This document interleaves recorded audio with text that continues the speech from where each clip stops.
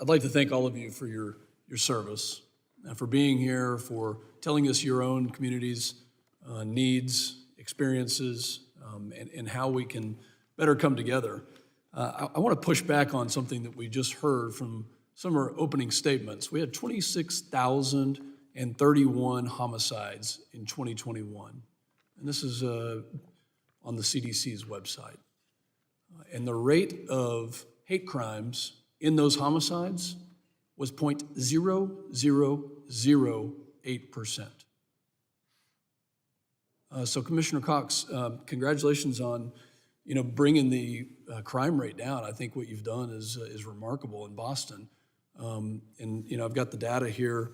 This year, looking at 588 aggravated assaults, and you compare that to New York City, 8,901 in New York City, 8,901 in a soft on crime locality where aggravated assaults are there. So would you say that most of the 588 aggravated assaults are white supremacy related? And I would say that there's no correlation. Well, you know what? I don't know without the data on that, but I mean, is that consistent with the homicide rate, the aggravated assault rate, that it's extremely low? there's no correlation I know of right now between white supremacists and this notion that we hear. Let's focus on violent crime and the violent crime offenders. Let's focus on making sure that we actually take care of business. So I needed to push back on that because what we've just heard is the numbers aren't matching up. Chief Gerke, I want to talk about fentanyl a little bit. You've identified that fentanyl is one of the greatest harms in Odessa, Texas, and the surrounding area. And since 2019, fentanyl-related deaths among Texans have increased 500%. What is the greatest challenge you face in preventing fentanyl deaths and trafficking of fentanyl? I mean, really, that's easy. It's getting keeping them from my community. Once they get into the community, it's very difficult to root them out. Again, it's heartbreaking to see that a lot of the fentanyl overdoses and deaths are concentrated on young people. How difficult is it, the open border policies that we have, how difficult is that on Odessa, Texas? Well, as far as I'm concerned, it seems like there's just a sieve. Those narcotics, and we're not just talking about fentanyl, we're talking about all narcotics. Particularly in Odessa, I think our most predominant narcotic is probably methamphetamine use.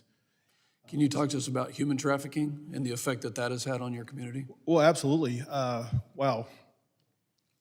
You get calls about safe houses constantly. You respond to those things. You see constantly get calls. I know just over sometime last week we worked a prostitution sting and actually recovered 2 Chinese nationals who were trafficked. So. Yeah, it's an ongoing problem. I would think in Odessa, but I would also think all over the state of Texas and probably all over the southern border. Well, thank you for your service to Odessa, Texas. For the shining example of what you've done over the last 26 years and now leading that department. Sheriff Barnes, thank you for your testimony. I took a couple of notes, and you talked about how California is an example and a warning of how not to be. And what I'd like to focus on is you describe how the consequences for crime have eroded over the last decade while law enforcement authorities are struggling to keep communities safe. Could you kind of tell the community or the committee here specific examples of when policy changes have tied your department's hands and not allowed you to have those consequences? Sure, and I'll try to go fast. So over the course of the last decade, starting in 2011, was Assembly Bill 109. It was state prison realignment. Anybody sentenced to prison for nonviolent, non-serious, non-sex acts were now being housed for their time in county jails not designed for long-term incarceration.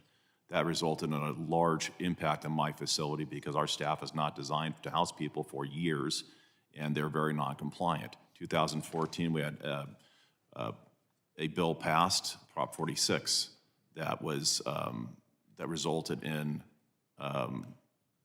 the largest decriminalization of crime in the state, drug crime and property crime. And those people are now not serving sentences as they would before. Then we had Prop 57.